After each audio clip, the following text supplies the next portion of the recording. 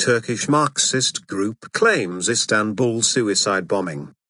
A banned Marxist group in Turkey says it carried out Tuesday's suicide bombing in Istanbul, in which the female bomber and a policeman died. The DHKP-C said on its website our sacrificial fighter carried out the sacrificial action on the tourist police department in Sultanahmet.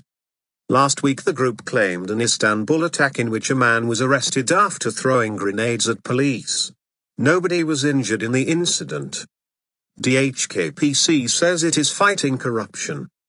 The group accused the state of protecting corrupt ministers loyal to President Recep Tayyip Erdogan, whose Islamist-rooted AK Party dominates Turkish politics. In Tuesday's bombing, a woman targeted a police station in the tourist hub of Sultanahmet, near the Blue Mosque and Hagia Sophia Museum. She spoke English with a thick accent, but her nationality and identity remained unknown, Istanbul Governor Recep Sahin told Turkish TV. A second policeman was injured in the attack. The Turkish Hurriyet news website has named her, but there is no official confirmation. The BBC's Mark Lowen in Istanbul says the claim of responsibility is credible. Line break. Mark Lowen, BBC correspondent in Istanbul. The shadowy Revolutionary People's Liberation Front, or DHKP-C, has grown over the past 30 years.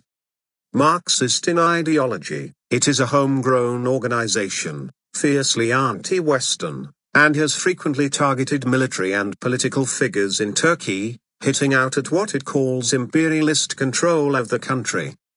In the 1980s and 1990s it focused on assassinations. From the 2000s, it added suicide bombings to its repertoire, hitting police and, in 2013, the U.S. Embassy in Ankara. It is not the only domestic group here with the terrorist label. Most notably the Kurdistan Workers' Party, PKK, which rose during the same period as DHKP-C, resorted to a campaign of bombings and assassinations, striving for a Kurdish state or greater autonomy within Turkey and an end to the repression of Kurds. The two organizations are not linked, though their similar tactics reveal the depth of the security challenges Turkey continues to face. Line break. Turkish police at scene after bombing, 6 Jan 15. Police deployment on Tuesday. The bombing points to radical left-wing militancy. The DHKP-C statement said the motive was to protest at government corruption and avenge the death of a boy fatally injured by police. Berkin Elvan, 15, died last year from injuries sustained in anti-government protests in 2013. The statement referred to an AK Party-dominated parliamentary committee which voted on Monday not to send for trial 4 ministers accused of corruption. The state that protects those who killed Berkin and those corrupt ministers is the same, it said. The Turkish state was based on corruption, blood, exploitation and pillage, it said, adding, "We will demolish this order."